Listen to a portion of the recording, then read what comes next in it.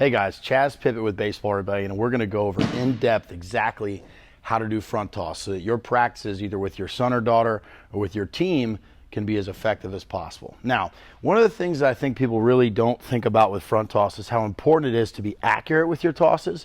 But before we get into the how-to of exactly how to work on that, I want to talk about some safety stuff. So first of all, obviously in the cages here at Baseball Rebellion, I see a lot of parents work with their kids, and they almost always sit too close to the net. The L screen or the I screen, and in this case, it's not made of steel. If you sit right here, you're going to get hit by a line drive at full force right in the knee or right in the foot. I even see people sometimes tossing like this and watching. Like, you have to be smart when you're setting up your front toss. So even if you have an L screen that comes out, you'd flip that around, go on the tall side, make sure you're far enough back that even the hardest hit can't hit you, and also can't hit the bucket, which will shoot balls back in your face. And that's not what we want. So what we want to make sure is we have enough room and get in position. I like seated front toss better. And generally for coaches, this is going to be a better way for you to be more accurate and more comfortable while you're tossing. So we want to get a four-seam grip, just like we're throwing overhand. And one of the big things I see of a mistake is we get a lot of people that hold the ball weird or differently than this, and then they flip and they get no wrist action.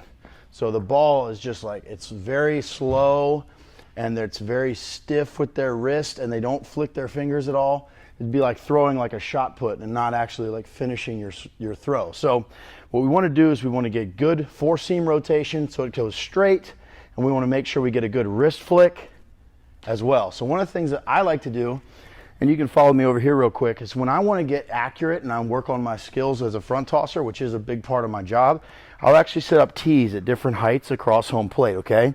So obviously we have tees. We've got one on the outside corner, one on the inside corner, and one on the middle. And you can try to throw the ball through the tees. You can try to hit the tees.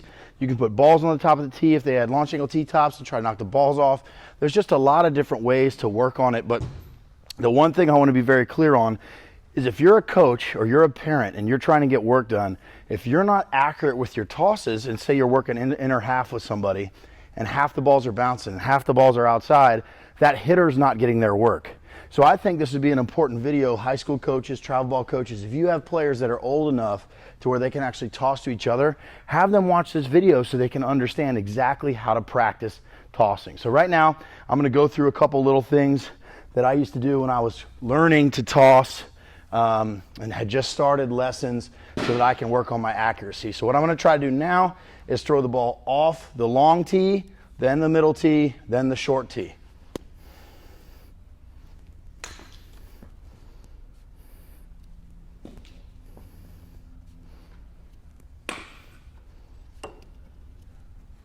Just missed. Got it. So I just want to make sure that I'm accurate there. Now I'm going to try to throw between the tees.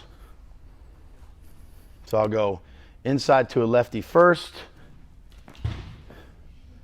out to a lefty, got it. Now I'm going to try to hit the top of the black tee.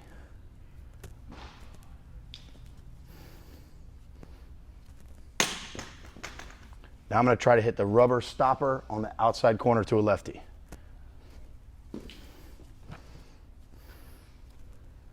Just missed. But all those pitches were viable for a hitter who's working on down and away. And you've got to be creative with how you hold yourself accountable as a coach to train to be as accurate as possible when you're front tossing so that your hitters can get good work. And if you have your players tossing to each other and they're tossing stiffly like this, they're not going to get any good work in as hitters.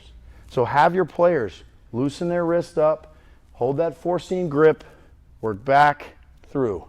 Make it a competition so you can hit the most tees, so you can knock them down. Find a way to be accurate as a tosser so that you can get the best work possible in so your hitters can be the best they can be. I'm Chaz Pippett for Baseball Rebellion. Thanks for watching.